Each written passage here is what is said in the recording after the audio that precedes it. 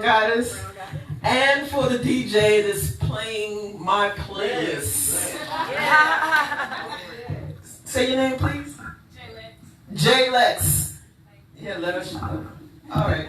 And most definitely for the feature, Alex the Poet Frazier.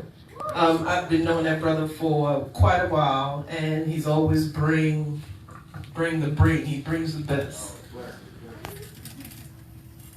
I'm nervous. I'm always nervous. And I can't get over it. But,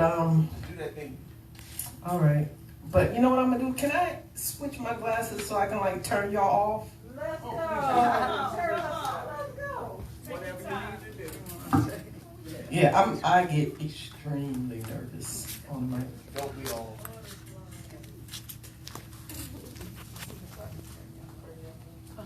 I'm gonna do a poem that I actually did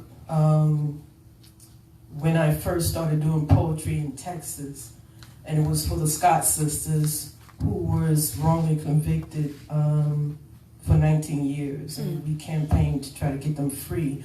And when we campaigned to try to get them free, we reached out to a whole lot of civil rights leaders like Farrakhan, Jesse Jackson, Al Sharpton, and all of them didn't want anything to do with it until the late lawyer, attorney Labumba, brought it to everyone's attention. And that's when they started. So it kind of pissed me off because I wouldn't get any feedback from them. And the poem is called Ye Are Gods. Alas, the saints rape the sinners of righteousness, speaking babbles of an unholy ghost. For the disciples of the Holy Spirit spoke clear for all nations to understand and hear it. Yet we're left dumbfounded, confounded by that gas station you call God's host. God being that G in ghost, for the Most High Supreme, and according to his word, the Father that God being. For ye are gods, and all of ye are the children of the Most High. But like men, ye shall die.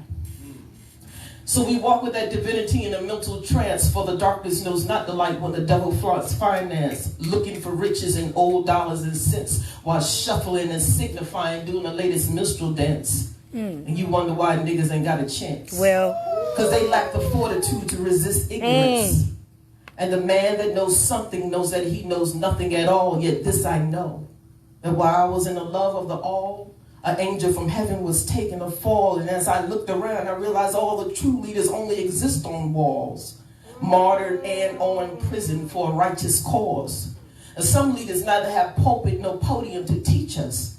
It's their circumstances that leads us into the cruel consciousness that we must wage on in our struggle for justice in an anal system where a gavel strikes malicious intent, wrongly convicting the innocent to life and letting murderers and rapists escape sentence.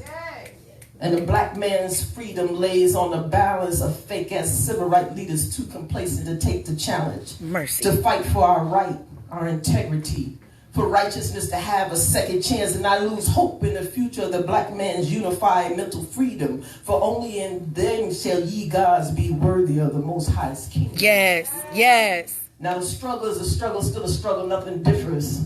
I think shame wishing a finger behind the trigger would have answered a call for this quote-unquote conscious nigga. For my wish was to die for what I believed in, yet knowing the truth covered by lies, I form a rebellion and fall deeper and deeper in sin, looking for that spiritual awakening that can please me like that yesterday love. For a woman will always judge another man by the bad man that dealt her a miserable hand, but could never see the good in men like that good man she let go. And likewise, although much of what I was taught be the truth I know, I still form conflict of doubt and uncertainty in my mind as priests and pastors continue to enter temples from behind their wicked predilection, escaping sentence each and every time. Yes. But the saints sin is sovereign under the lordship of Christ. So they deceive and entice the innocent, never paying a price. And although I may forgive them in my heart, I could never forgive myself, not even in part, because I feel like a soldier with no worth, one that's lost a crown. Wishing I'd die laying there on that ground with loaded AK in my head and feet. Instead of riddled in fears, I speak, depleting my divinity and maiming my potential. And I stand here with eyes shut as I lose my mental, and I pray to the only one that I know is true and most high, that I know that you know is you. It's you who has the glory and you who has the praise. And if I may take a humble moment of your time for this question I must raise, will you please protect my children from devilish ways? For I had not the fortitude and tenacity in my being to resist the devil's characteristic in my gene of laziness, procrastination, and low self-esteem. And I thank you for giving me the eyes for seeing. Although I block much of your light, this wounded soldier still has just a little fight. And although I may never be a leader, I will never ever again become a follower for even Satan bowed before the Most High's throne. So I worship the Most High, him alone. Yeah. And fools go where angels fear to tread, because they choose to worship the follower instead. So he who has an ear, let him understand.